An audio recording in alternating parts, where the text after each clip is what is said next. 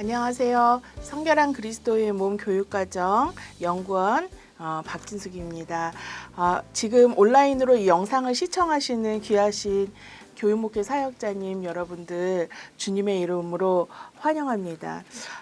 이 영상을 보시는 우리 목사님 그리고 전도사님 선생님들께 이 영상이 그 교육 목회를 하시는데 좋은 도움이 되어 드렸으면 하는 마음으로 이 영상을 지금 촬영하고 있습니다.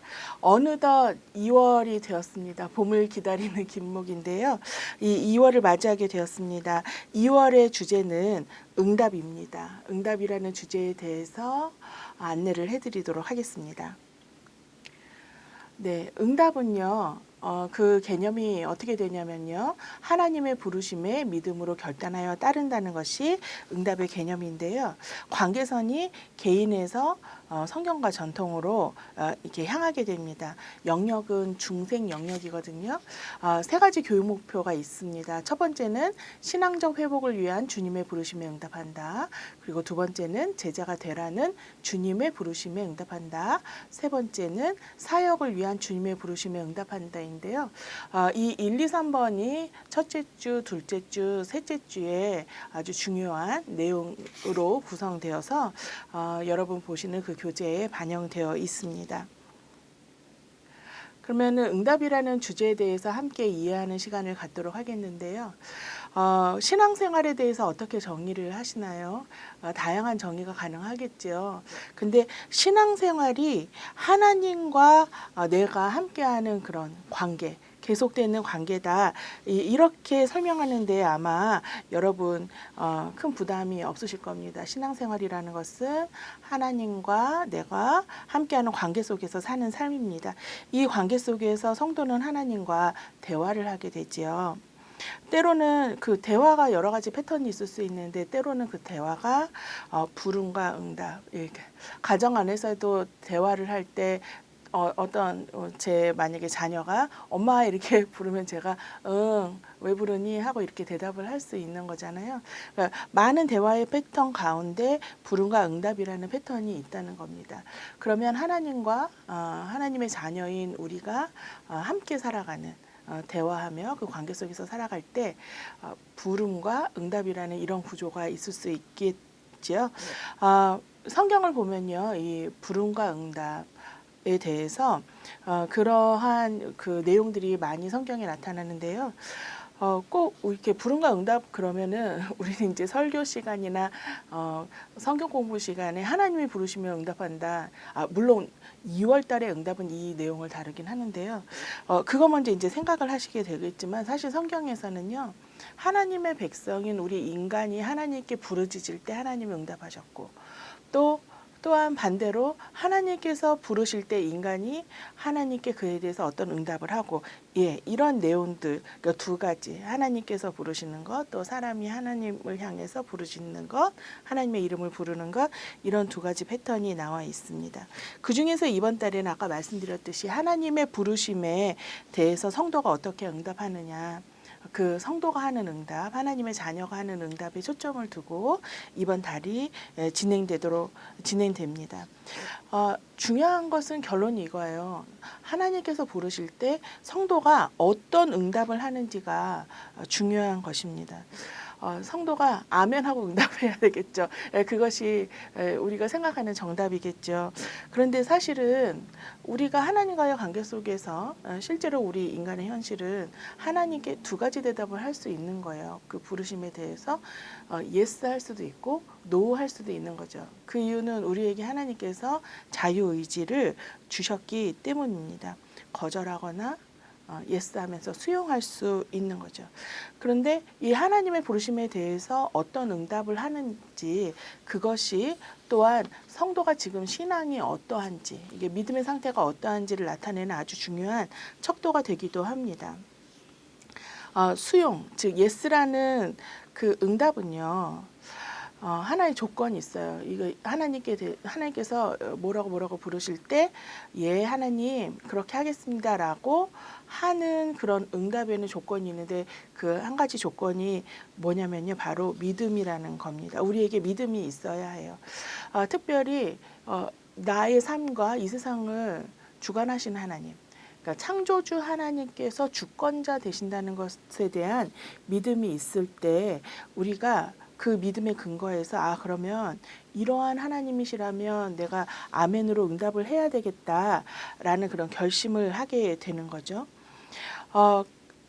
그런데 사실은 여러분은 어떠세요? 하나님께서 어떤 말씀을 하셨을 때, 어떤 부름을 우리에게 어떤 부르심을 하셨을 때 늘 예스, 네 하나님 그렇게 하겠습니다 하고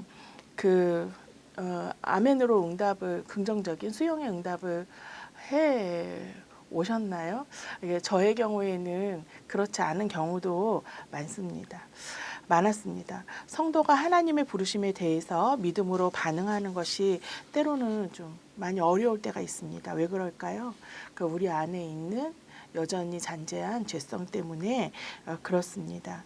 그 죄성을 가진 우리는 하나님께서 창조주이시고 주권자이시고 주인이시다 이거를 때로는 이렇게 그 내용에 순복하고 그것을 이렇게 받아들이기 어려워하는 때가 있어요. 그래서 하나님의 자리에서 하나님 내려오시고 제가 하나님 자리에 올라가겠습니다 하는 교만함이 있다는 거 항상 우리가 교회에서 늘 강조되는 내용이죠. 인간의 교만함, 그 다음에 내가 하나님 되려는 그런 의지. 그래서 끊임없이 자신을 하나님의 자리에 올려놓으려고 하거든요. 이거는 이 응답이라는 주제가 상당히 어떻게 생각하면 깊은 주제라고 할 수 있겠습니다. 우리가 하나님의 귀한 자녀고 또 신명막측하게 만들어진 아주 아름답고 존귀한 오묘한 존재지만 그럼에도 불구하고 우리가 항상 기억해야 할 것은 뭐냐면은 우리가 창조주는 아니라는 거예요. 우리는 피조물이라는 그런 사실입니다. 피조물인 나와 창조주인 하나님 사이에 있는 그 현격한 차이에 대해서 우리가 항상 기억을 해야 한다는 그런 생각이 듭니다. 아무리 우리가 1월 달에 지혜에 대해서 우리가 한 달 동안 함께 공부를 했는데요. 아무리 우리가 인간의 지혜나 명철이나 모약으로 베스트를 다해도 그 하나님의 지혜는 우리가 당해낼 수가 없는 거거든요. 그렇기 때문에 그 하나님께 우리가 의지하고 하나님 말씀에 순종하는 것이 사실은 우리에게 복된 삶입니다. 그래서 성도는 하나님의 부르심에 믿음으로 응답을 해야 하는데요. 성경은 하나님을 의지함으로써 이렇게 믿음으로 응답하는 것을 생명을 선택하는 것이라고 이렇게 이야기를 하기도 하고요. 그 다음에 나에게 주여 주여 하는 자마다 다 천국에 들어가는 것이 아니라 아버지의 뜻대로 하나님의 뜻대로 그 응답적인 삶을 사는 사람만이 천국에 들어갈 수 있다 이렇게 말씀을 합니다. 성도로서 평생을 살아가는 동안 세 가지 종류의 굵직하게 보면 세 가지 종류의 하나님의 부르심을 받게 됩니다. 첫 번째는 구원받으라는 부르심이죠. 예수 그리스도를 믿음으로 생명을 얻어라, 영생을 얻어라. 두 번째는 영생을 얻었다면 그 다음에는 제자로서의 삶을 살아라 라는 부르심을 받게 되는 거죠. 그 다음에 제자로서 살다가 하나님께서 어떤 시점에서 같이 동역하자, 사역을 해라 하고 부르시면 제가 여기 있습니다. 저를 보내주십시오. 하는 그 유명한 대답이 있었죠. 이사야의 그런 대답처럼 우리가 이 하나님의 부르심에 대해서 응답을 하게 되는 그런 때가 옵니다. 세 가지 부르심, 구원을 위한 부르심, 제자가 되라는 부르심, 사역을 위한 그 부르심에 우리 모두 아멘으로 응답하게 되면은 참 복되겠습니다. 자, 그러면 제 일과서부터 본문을 설명드리도록 하겠습니다. 2월 응답 일과 는요. 요한계시록 3장 14절에서 22절에 본문을 다룹니다. 사실은 지금 이게 동영상 촬영을 하고 있어서 시간이 한정되어 있거든요. 가장 중요한 것은 우리가 말씀을 이렇게 가르치려고 할 때, 이 교재를 가르치려고 할 때 항상 기억하셔야 되는 것은 본문을 충실하게 읽는 것이 중요합니다. 우리가 하나님의 말씀 가르치는 거니까 그 말씀이 더 중요하죠. 제가 드리는 설명은 두 번째로 중요합니다. 그래서 말씀을 충분히 읽으시도록 권면해 드린 다음에 설명을 드리도록 하겠습니다. 자, 1과의 목표는 신앙적 회복을 위한 주님의 부르심에 응답한다 하고 요한계시록 3장의 본문을 다룹니다. 이 요한계시록이라는 책은요, 수신자가 그 요한계시록 전체의 그 내용의 수신자는 아시아에 있는 7교회들이 수신자입니다. 에베소, 서머나, 버가모, 두아디라, 사데, 빌라델피아, 라오디게아에 있는 그 교회들 에게 이를 대상으로 이 편지가 기록되었습니다. 그런데 이제 요한계시록 2장에서 3장까지는 각 교회를 개별 교회를 향한 주님의 메시지가 기록되어 있는데 오늘 우리가 요한계시록 3장 14절에서 22절을 공부하잖아요. 이 본문은 특별히 라오디게아 교회만을 향한 메시지가 기록되어 있습니다. 자, 그러면은 라오디게아 교회가 어떤 교회였냐는 것을 아는 것은 중요하겠지요. 라오디게아 교회는 어떤 교회였냐면은 주님께 책망받는 교회였습니다. 왜 책망을 받냐면은 그 교회의 성도들의 신앙 상태가 차지도 덥지도 뜨겁지도 않은 미지근한 상태였기 때문입니다. 혹시 물 중에서 미지근한 물 좋아하시는 분 계시잖아요. 그렇죠. 미지근한 물이 뭐가 어때서 그것이 문제가 되느냐라고 말씀하실 수도 있겠는데요. 이 라오디게아 지역의 물도 미지근했다 그래요. 그 주변에 있는 어떤 동네의 물은 차갑거나 아니면 아주 온천수처럼 뜨거운 경우에는 이 물들이 상하지도 않고 어떤 기능을 하는 거죠. 차가우면 시원한 역할을 하고 뜨거우면은 어떤 몸을 치유해 준다든지 그런 이로움이 있는 거죠. 근데 라오디게아 지역의 물은 희한하게 미지근했다 그래요. 그래서 이 미지근함이 계속되니까 그 지역의 물이 오염되고 그래서 굉장히 역겨운 이게 물이 썩어버렸던 것 같아요. 역겨운 상태가 되었다는 겁니다. 그런데 라오디게아 교회의 특징도 이런 미지근한 신앙 상태여서 그런 것들을 우리 주님께서 어떻게 여기셨냐면 내가 너를 역겹게 여겨서 너를 토해내겠다 이렇게 말씀을 하셨다는 거죠. 더 심각한 문제는요. 문제가 있는데 문제를 문제로 알지 못하는 자신의 문제를 자각하지 못하는 것이 문제라고 생각이 드는데요.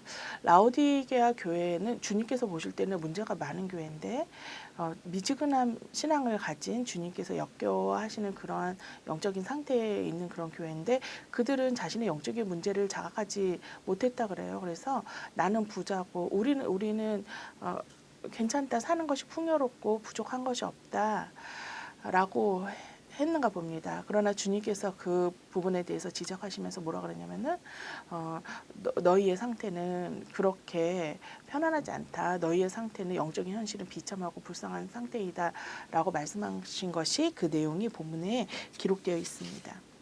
그래서 라오디게아 교회의 성도들을 주님께서 부르시는 거예요. 이번 달에 부르심과 응답이 굉장히 중요하잖아요. 네. 왜 부르시냐, 무엇을 위해서 부르시냐면 회개하고 신앙을 회복시켜라. 그것을 위해서 주님께서 부르시는 거죠.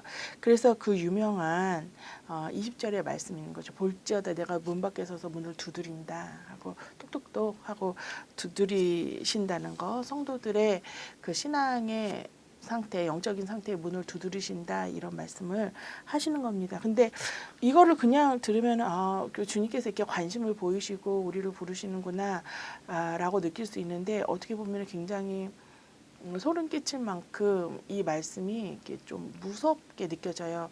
왜냐하면 라오디게아 교회가 불신자가 아니잖아요. 넌 크리스찬들의 모임이 아니잖아요. 크리스찬들의 모임인데 주님께서 문을 두드리신다는 건 뭐예요? 밖에 계시다는 거예요. 주님께서 그들과 함께 지금 계시지 못한 그러한 신앙의 상태라는 거죠. 예수님께서 문 밖으로까지 밀려나신 그런 상태로 보입니다. 매우 충격적이며 심각한 문제 상황인데요. 혹시 그래서 일과는요 문을 두드린다고 할 때 우리 사역자님들 그리고 우리 선생님들께서 이렇게 혼동을 안 하셨으면 좋겠는데 이것은 불신자를 위한 내용이기보다는 이미 신앙생활하고 있는 우리의 미지근한 그런 신앙을 다시 갱생하도록 다시 되살리도록 부흥되도록 하시는 주님의 부르심에 응답을 해야 한다는 거 일과에서 다루고 있습니다. 믿음을 더욱더 뜨겁게 가져라. 그 믿음을 회복시켜라라는 그런 주님의 부르심에 대해서 아멘 하고 빨리 얼른 문을 열어드리는 우리가 됐으면 좋겠습니다. 그런데 이 내용을 다룰 때 우리 BCM 교육과정에서는 스코프를 적용해요. 왜냐하면 이 우리가 함께 쓰시는 이 교재의 굉장히 큰 매력이 뭐냐면은 한 가지 본문은 유아서부터 장년에 이르기까지 성인에 이르기까지 모두 다 함께 공유하시는 거거든요. 그런데 교육학적으로 볼 때 같은 본문을 보더라도 유아가 이해할 수 있는 범위와 또 유아가 이해하는 내용, 그 다음에 성인이 이해하실 수 있는 범위와 깊이와 그 성인이 더 이제 더 와닿게 느끼는 그런 내용들이 초점이 다를 수 있거든요. 그래서 이 스코프를 나눈다는 것은 어떻게 다른 초점과 깊이와 폭으로 이 내용을 배울 수 있도록 가이드라인을 드리는 거예요. 아니 왜 주님의 말씀을 똑같이 본문하면은 똑같은 내용으로 가르쳐야지 왜 이렇게 스코프를 나누냐고 하실 수 있는데 주님의 말씀에 담겨 있는 메시지는 같지만 그것을 받아들이는 인간 우리 학습자들의 특성이 다르기 때문에 스코프를 나눴는데요. 스코프에 대해서 한번 알아보도록 하겠습니다. 유아 단계에서는 주님이 라오디게아 교회의 잘못을 뉘우치라고 하셨다. 그래서 교회에도 주님께서 이렇게 부르시고 뭔가를 잘못했다라고 말씀하시는 그런 말씀을 들을 수 있다. 그 다음에 그런 것들을 좀 배웠으면 좋겠고요. 유치부는 왜 혼났냐? 뜨뜻미지근한 믿음 때문에 혼났다 하는 거. 그 다음에 유년의 단계에서는 똑같이 본문의 내용을 함께 나누지만 라오디게아 교회에 에게 주님의 부르심에 응답하라고 가르쳤다. 본문 이해에 본문의 그 텍스트의 내용을 그대로 반영한 거고요. 초등부의 단계에서는 신앙의 나타남에 대한 주님의 경고에 반응한다. 그 유년부에 비해서 초등부는 조금 더 그 본질적인 의미를 깊이 있는 의미를 다루도록 합니다. 그 다음에 넘어가면 이제 중등부인데요. 신앙의 회복을 위한 주님의 부르심에 응답한다. 조금 더 실존적이죠. 그 다음에 고등부에서는 성찰의 내용이 더 들어간 스코프가 그 교육 범주가 제공되고요. 그 다음에 장년부는 적용의 내용이 제공됩니다. 안일한 신앙 상태를 회복하자 이런 내용이 다뤄지게 됩니다. 자, 그러면 두 번째 과로 넘어가도록 하겠습니다. 두 번째 과는 부르심에 대한 성도의 응답에 대해서 다룰 때 제자가 되라고 부르실 때 우리는 어떻게 해야 하는가, 어떤 응답을 해야 되는가에 대해서 다루도록 하겠습니다. 교육 목표는 제자가 되라는 주님의 부르심에 응답한다이고요. 성경 본문은 마가복음 1장 16에서 20절을 다루도록 하겠습니다. 이 마가복음 1장은요. 예수님께서 공적인 사역을 시작하시는 모습이 기록되어 있는 장인데요.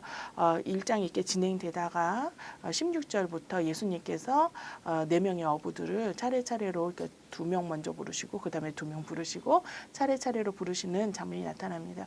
결국 여러분 아시다시피 예수님의 12제자를 부르시게 되시죠. 초기 제자를 부르시는 과정에 그 장면이 이번 성경 본문에 해당됩니다. 먼저 시몬과 그 동생 안드레를 부르셨고 그 다음에 세베대의 아들 야고보와 그 동생 요한을 부르셨습니다. 왜 부르셨냐면은 이리 와봐 하고 부르셨는데 왜 부르셨냐면 제자되라고 부르신 거죠. 자, 그러면 제자가 된다는 것이 우리 동양권 문화에서 보는 어떤 제자가 되는 것, 예수님 당시에 예수님 부르신 어떤 제자가 되는 것이 같은 의미일까요? 예수님이 부르시는 당시에 제자가 되는 것은 무슨 의미였냐면은 예수님의 제자가 된다는 것은 곧 예수님을 따르는 것을 의미합니다.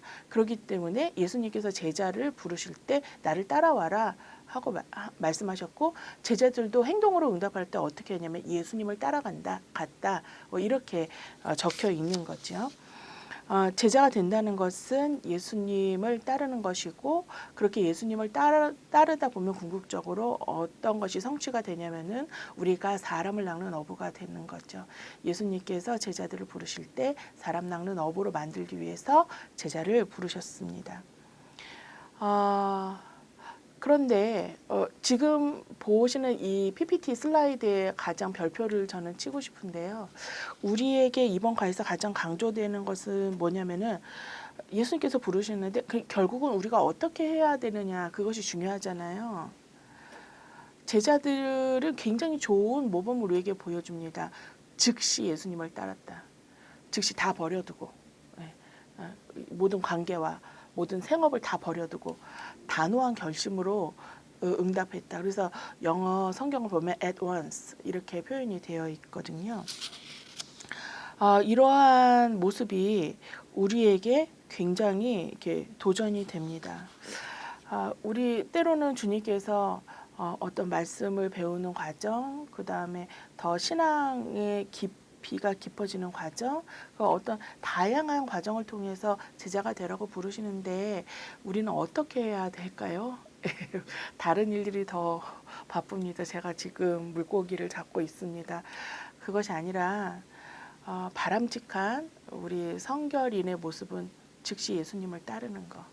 제자가 되려는 주님의 부르심을 들으면 즉시 따르는 것. 이 부분이 이 과에서 강조되어야 될 것 같습니다. 자, 그러면은 전 연령을 통해서 이 내용을 같이 공유하면서 가르치지만 어떤 포인트들이 더 강조되어야 될까요? 유아에서는 그 이야기가 성경 이야기가 매우 기본적인 수준에서 제공되어야 될 것 같습니다. 어부들이 예수님을 따라갔다. 이제 그 유아에게 이렇게 가르치면은 유아들이 신앙의 여정이 여기가 끝이 아니잖아요. 어부들이 예수님을 따라갔다. 이것만 충분히 가르쳐줘도 그 다음에 계속 이 본문을 만나면서 깊이가 더해지고 폭이 넓어지겠죠. 그다음에 유치부는 어부들이 예수님의 제자가 되었다. 는 개념. 그다음에 유년부는 어부들이 하던 일을 멈추고 예수님의 제자가 되었다고. 그다음에 초등부는 하던 일을 멈추는데 조금 더 그러니까 그 유년부의 방점은 하던 일을 멈추고 있고 초등부는 거기서 더 나가는 거예요. 하던 일을 멈추고 즉시 곧 제자가 되었다. 적극적인 반응이 보이는 거죠. 그 다음에 중등부에서는 제자가 되라는 예수님의 부름에 응답한다. 그래서 본 주제를 그대로 반영한 것이고요. 고등부에서는 우리는 제자가 되라는 예수님의 부르심에 즉시 응답한다. 그래서 자신의 삶에 적용하는 것. 그 다음에 작년에는요. 챙겨야 할 것이 너무 많아요. 나의 삶을 또 챙겨야 되죠. 윗세대 챙기죠. 아랫세대 챙기죠. 사회적으로 챙겨야 할 것이 너무 많아서 이 모든 것을 버려두고 예수님을 따르기가 어렵거든요. 그렇기 때문에 제자로 응답하기 위해서 포기해야 할 것이 무엇인가 이 부분에 대한 도전을 장년부들에게 드렸으면 합니다. 마지막으로 2월 응답 부르심에 대해서 우리 성도가 어떻게 응답할 것인가 세 번째 주제에 대해서 다루도록 하겠습니다. 그것은 사역을 위해서 일을 위해서 나랑 같이 나의 파트너가 되어서 내 일을 해라 라고 주님께서 부르실 때 성도가 어떻게 응답하는 것이 바람직하겠는가를 사사기서 6장 11에서 40절의 말씀을 통해서 배우도록 하겠습니다. 이 본문은 우리 사역자님들 또 선생님들께서 잘 아시는 그 유명한 기드온과 300용사 할 때 그 기드온이 주님께 으로부터 사사로 부름을 받는 그러한 장면에 해당되는 그런 본문입니다. 그러면 이때 사사로 부르심을 받을 때 이때 당시에 기드온이 살았던 사회 전반이 국가의 상황은 어땠냐면요. 이스라엘이 너무 범죄하니까 하나님으로부터 심판을 받죠. 심판을 받아서 하나님께서 이들을 미디안 족속의 압제를 받도록 합니다. 굉장히 괴롭히는 거죠. 미디안 족속이. 그러니까 이제 또 이스라엘 백성 이 패턴이 계속 반복되지 않습니까? 막 이렇게 고통으로 울부짖으니까 하나님께서 그것을 들으시고 하나님께서 이들을 구원하시기 위해서 한 사람을 세우셨는데 그 사람이 바로 기드온입니다. 우리는 벌써 기드온과 300용사 이 내용을 아시는 분은 이게 대단한 일을 하신 분이니까 뭔가 대단한 자질이 있어서 하나님 부르셨나 보다 이렇게 생각을 하실 수도 있는데요. 이번 과에서 또한 강조되어야 할 것은 뭐냐면은 기드온에게 어떤 탁월함이 있었기 때문에 그가 사사가 된 것은 아니라는 것입니다. 기드온은요 굉장히 평범한 사람이었고요. 농부였고요. 그냥 평범한 농부만 해도 그래도 가능성이 있는데 게다가 소심하기까지 했거든요. 그래서 이 기드온은요. 통풍이 잘 되는 곳에서 해야 하는 밀타작을 이렇게 포도주 틀에 들어가서 숨어서 할 정도로 겁쟁이였다는 거예요. 근데 부르신 거예요. 게다가 기드온은요. 부르심을 받을 때마다 그 회의적인 반응을 하면서 증거를 계속 보여달라고. 주님의 영이 충만함을 경험했을 때도 증거 보여달라고 그런 사람이거든요. 제가 볼 때는 우리 교단의 신학교에 입학에 이 기도원이 이런 성품을 가지고 왔으면 합격이 쉬웠을까요? 예, 자질적인 면에서 봤을 때는 부족한 점이 많았던 그런 사람입니다. 근데 하나님께서는 그런 사람도 불러서 사용하신다는 거지요.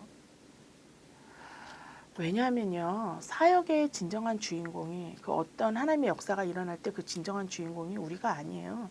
일하는 우리가 아니에요.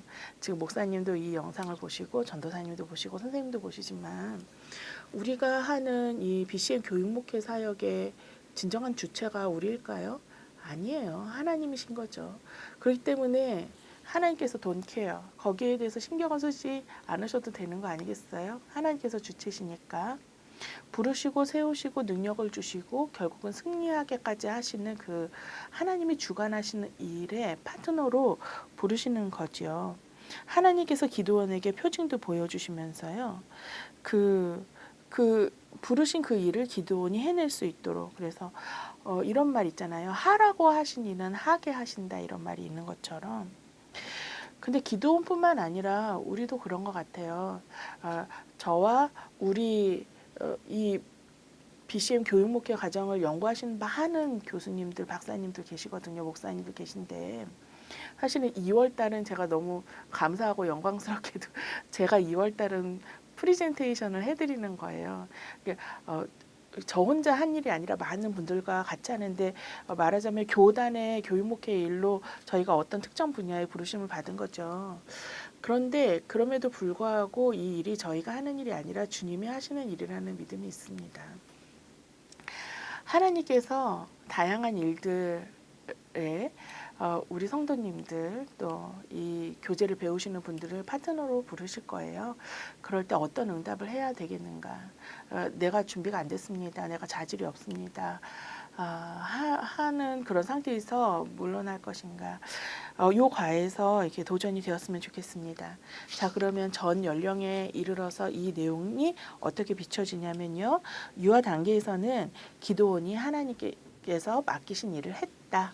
요 이야기가 성경 이야기로서 나가고요. 유치부는 이제 사사라는 개념이 들어가는 거예요. 기도원이 하나님이 사사로 부르실 때 응답을 했다. 이 내용을 유치부에서 다루게 되고요. 유년부는 주저했던 이 내용이 들어갑니다. 그러니까 기도원이 잘 준비가 안 된 사람이었죠. 그 다음에 초등부는 그 기도원이 하나님께서 일을 맡기셔서 구원하는 일을 감당했다. 하나님께서 맡기시는 모든 일들은 하나님께 영광 돌리고 또 영혼을 구원하는 일에 해당되겠죠. 크게 봐서. 자, 그 다음에 중등부는 사역을 하라는 주님의 부르심에 응답한다. 그래서 기본 개념이 들어가게 되고요. 그 다음에 고등부는 우리는 주님이 주관하시는 사역, 아까 사역의 주체에 대한 그런 것들이 고등부에 좀 더 적용되면서 강조됩니다. 장년부는 담대함이 필요한 것 같아요. 항상 용기가 필요합니다. 주님이 맡기시는 일을 담대하게 실행한다. 그래서 여기에 참고 본문들이 작년에는 들어가게 됩니다. 그래서 어떤 일을 했는가 기도원이 바알의 제단을 파괴하고 그 다음에 미디안의 대군을 격파하고 왕들을 죽이는 그런 내용들이 참고 본문으로 들어가서 어떤 일을 담대하게 실행했는가가 나타납니다. 지금까지 BCM 주제 2월에 해당되는 응답에 대한 주제 해설을 들어주셔서 감사합니다. 우리 사역자님들 그다음에 선생님들 늘 BCM에 협력해 주셔서 교단 교육이 계속 지속되고 또 발전 유지돼 온 것 같습니다. 깊이 감사드립니다. 두 번째 달 주제 해설을 들어주셔서 감사합니다.